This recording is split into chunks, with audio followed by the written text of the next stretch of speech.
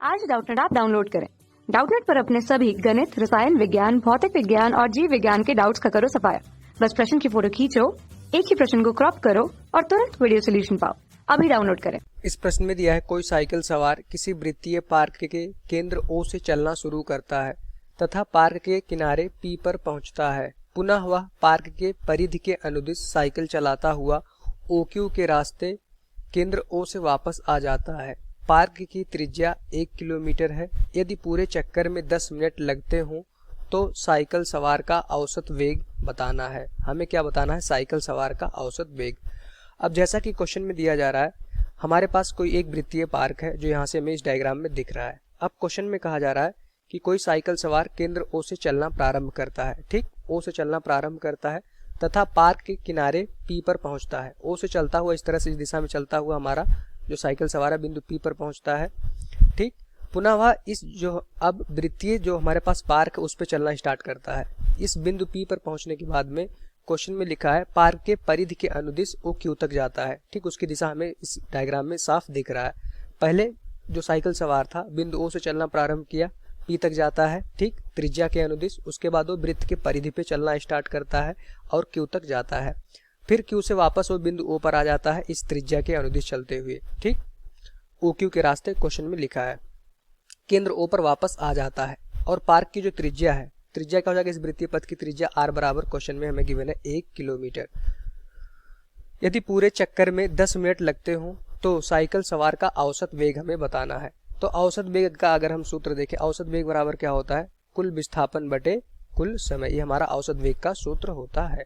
तो औसत वेग का सूत्र क्या होता है? कुल विस्थापन बटे कुल समय। अच्छा, क्वेश्चन में कहा जा रहा है साइकिल सवार हमारा बिंदु O से चलना स्टार्ट करता है, बिंदु P पर जाता है, बिंदु P से चलना स्टार्ट करता है, इस त्रिज्यीय पथ पे Q तक जाता है, फिर वापस हमारा OQ के रास्ते बिंदु O पर आ जाता है। तो कण हमारा जहां से चलना स्टार्ट किया था, अगर यहाँ पे इस डायग्राम में देखिए, कण हमारा बिंदु O से चलना स्टार्ट किया था, ठीक, और इस तरह से वो P तक गया, फिर वापस इस वृत्तीय त्रिज्या पे चलता है, ठीक, परिधि पे यहाँ तक जाता है Q बिंदु तक और फिर वापस चल के यही O बिंदु पर आ जाता है।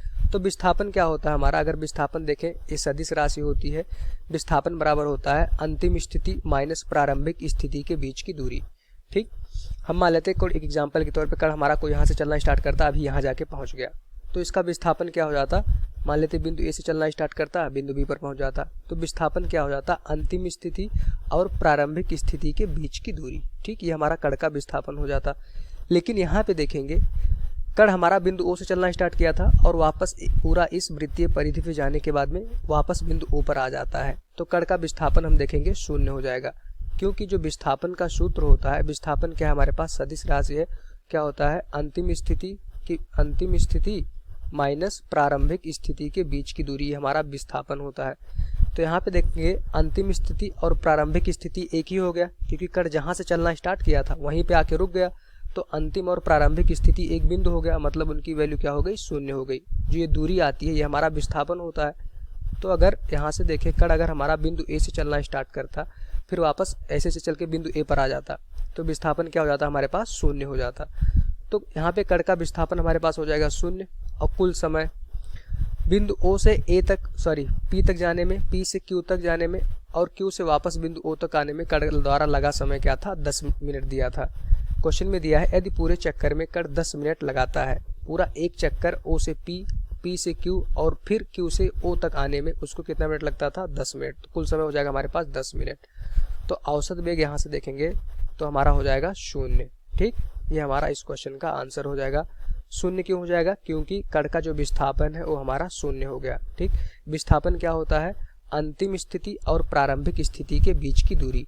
लेकिन इस क्वेश्चन में कण जहाँ से चलना स्टार्ट किया था वहीं पे पूरा एक चक्कर लगाने के बाद वापस आ जाता है, तो अंतिम और प्रारंभिक स्थिति के बीच की दूरी हमारी शून्य हो जाती है।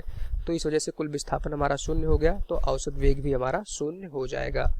Thank you. कक्षा 6वीं से 12वीं से लेकर नीट, IIT, JEE वो एडवांस के लेवल तक 1 करोड़ से ज्यादा छात्रों का भरोसा। आज ही डाउनलोड करें डाउटनेट ऐप या व्हाट्सएप करें अपने सारे डाउट्स 8400 400 400 पर।